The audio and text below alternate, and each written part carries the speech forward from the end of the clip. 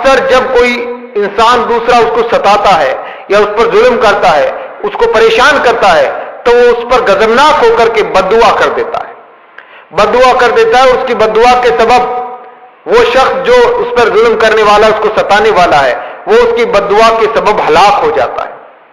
تو یہ عابد جو بد دعا کرنے والا ہے، یہ بھی حد سے تجاوز کرنے والوں میں شمار ہوتا ہے.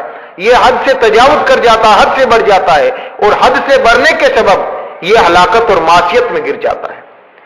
اور وہ شخص جس کے لیے بد دعا کی ہے، وہ بھی اس کی ہلاکت کے اثر سے، اس کی بد دعا کے اثر سے ہلاکت میں جا گرتا ہے. تو دونوں کی ہلاکت ہو جاتی ہے. وہ شخص اس کی بد دعا کے اثر سے ہلاکت میں جا گرتا ہے، اور یہ بد دعا کرنے کے سبب ہلاکت میں جا گرتا ہے. اللہ عز و جل کا ارشاد ہے وَيَدْعُ الْإِنسَانُ بِالشَّرِّ دُعَاءَهُ بِالْخَيْرِ وَيَدْعُ الْإِنسَانُ بِالشَّرِّ دُعَاءَهُ بِالْخَيْرِ وَكَانَ الْإِنسَانُ عَجُولًا. بوقت مصیبت انسان اکثر بد دعائیں شروع کر دیتا ہے، جس طرح سے وہ آرام کے وقت نیک دعائیں کرتا ہے. اور انسان بڑا جلد باز ہے. قرآن کہتا ہے انسان بڑا جلد باز ہے. چوتھی آفت جو عجلت کے سبب، جلد بازی کے سبب چوتھی آفت اور مصیبت جو پیش آتی ہے، وہ یہ ہے کہ عبادت کا افضل ہونا یہ ورا کے سبب سے ہے. عبادت کی افضلیت کا دار و مدار ورا پر ہے، اور ورا کسی بھی چیز کی تہ تک پہنچنے سے پیدا ہوتا ہے. ورا کسی بھی چیز کی گہرائی سمجھنے سے ورا پیدا ہوتا ہے. کسی بھی چیز کی گہرائی سمجھنے سے ورا کی صفت پیدا ہوتی ہے. ہر چیز مثلا کھانے پینے گفتگو کرنے کی حقیقت کا انکشاف ہونے کے بعد ورا کا جنم ہوتا ہے. انکشاف کے بعد ورا نصیب ہوتا ہے انسان کو. ہر چیز کی حقیقت کھلنے کے بعد ورا نصیب ہوتا ہے. اب جب انسان جلد باز ہو، بردبار نہ ہو، نہ متحمل مزاج ہو، تو پھر وہ ہر کام کرنے میں، کسی بھی کام کے کرنے میں توقف نہیں کرے گا، تحمل نہیں کرے گا، بردباری سے کام نہ لے گا، اور ضروری غور و فکر سے کام نہ لے گا. اور اس سبب سے وہ ہر کام کو انجام دینے میں، ہر کام کے انجام دہی میں جلد بازی کا ارتکاب کرے گا. اور جلد بازی کا مرتکب ہونے کے سبب وہ لغزش کر بیٹھے گا، وہ خطا کر بیٹھے گا، وہ غلطی پہ جا گرے گا.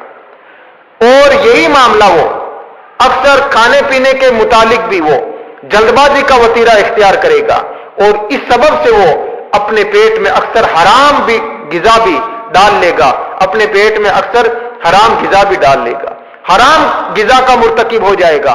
حرام غذا کھانے کا مرتکب ہونے کے سبب اس کا ورا فوت ہو جائے گا، اس کا ورا نشت و نابود ہو جائے گا، اس کا ورا ختم ہو جائے گا.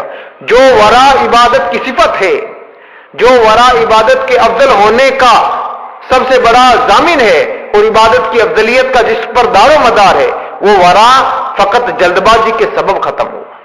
تو اس طرح سے انسان ورا کے بغیر عبادت کی کوئی خوبی بھی نہیں ہے، ورا کے بغیر عبادت کی کوئی خاص افضلیت نہیں ہے، اور وہ عبادت کمال اور خوبی والی نہیں جس میں ورا ملحوظ نہ ہو. وہ آفت جس کے سبب انسان مراتب و منازل خیر سے محروم رہ جائے، جس کے سبب انسان اپنی ضروری حاجات کو پورا کرنے سے محروم رہ جائے، ضروری حاجات حاصل کرنے سے محروم رہ جائے. وہ آفت جس کے سبب انسان خود کے لیے بھی ہلاکت پیدا کرے اور دوسروں کے لیے بھی ہلاکت پیدا کرے. وہ آفت جس کے سبب انسان کا ورا فوت ہو جائے.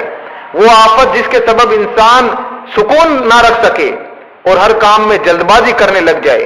تو ایسی آفت کو یعنی جلد بازی کو دور کرنا، اس کا ازالہ کرنا بہت ضروری اور لازمی ہے. اس کا علاج بہت ضروری ہے.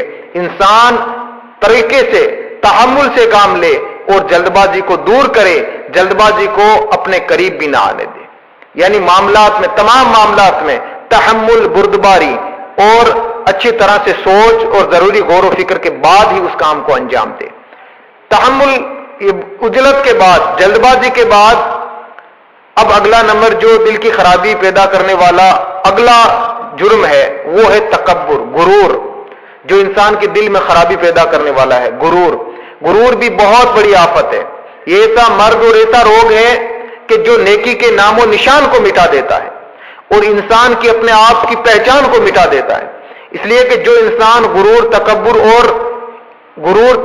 کا شکار ہو جاتا ہے، کبر اور نخوت کے نشے میں جو انسان چور ہو جاتا ہے، وہ اس بات کو بھول جاتا ہے کہ اس کی اصلیت کیا ہے. وہ انسان پھر اپنے متعلق کوئی اور ہی خیال پال کے رکھتا ہے، اپنے متعلق اس کا تصور ہی کچھ اور ہوتا ہے، تو انسان نیکی کو بھی فنا کر دیتا ہے اور اپنی پہچان کو بھی بھول جاتا ہے۔